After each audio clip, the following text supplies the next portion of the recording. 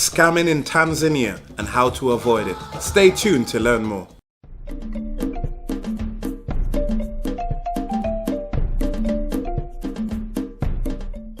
The Republic of Tanzania is generally a safe and peaceful country to travel around. With that being said, there are some things that you need to be aware of to ensure that your travel to Tanzania goes smoothly and happy as possible. But before I go further, if you're new to the channel, kindly like, share and subscribe to the channel by clicking on the red box below this video that says subscribe. From personal experiences in Tanzania, most scams are confidence tricks. There's no reason to be overly paranoid about new friends. Indeed, one or two scams are a play on paranoia, but a healthy sense of cynicism is always useful. Here are some of the most popular tricks and scams. Be very careful with people who claim to be money changers on the streets. Changing money on the streets doesn't get you better rates than a bank or an exchange bureau. And anyone promising you the contrary is bent on swindling you, most likely. You are also not obliged to buy Tanzanian shillings on arriving in the country, despite what they may tell you. A safer and more reliable option for you is to change your money at a registered bank or an exchange bureau in Tanzania. And here's a side note.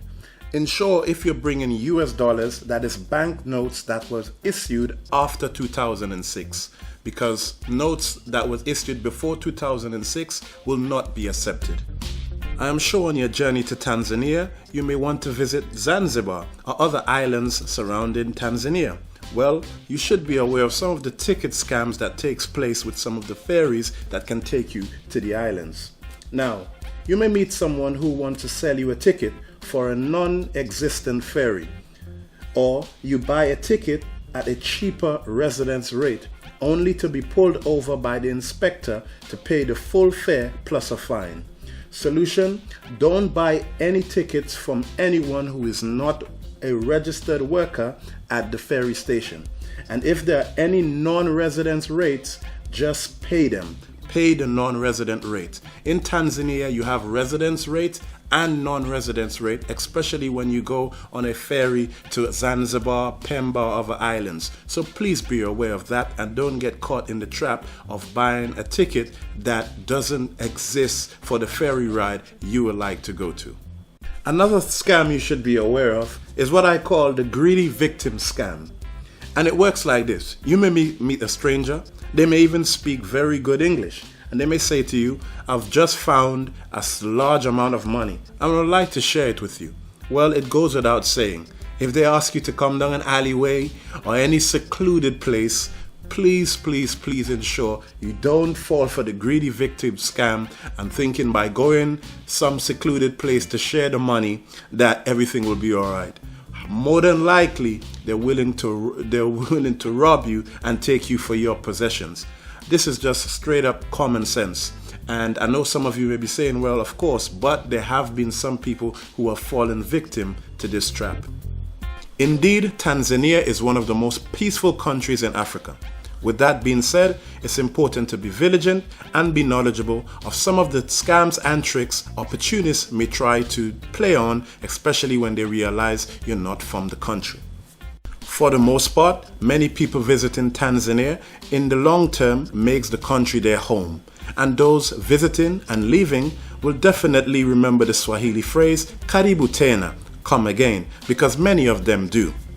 Being aware of some of the information discussed in today's episode will definitely prepare you for your trip to Tanzania and prevent you from making any novice mistakes. Sometimes, some people visiting Tanzania or even living there long term may be tempted to change money from people who claim to be money changers on the streets, only to find out that those individuals are trying to swindle them for their own money.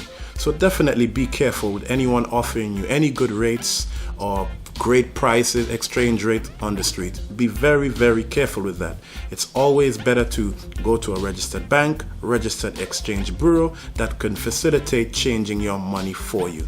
And just to reiterate, definitely notes issued after 2006 will be accepted in Tanzania. Notes is the US dollars notes issued before 2006 is generally not accepted. So be careful with anyone who claims that they're willing to accept older notes.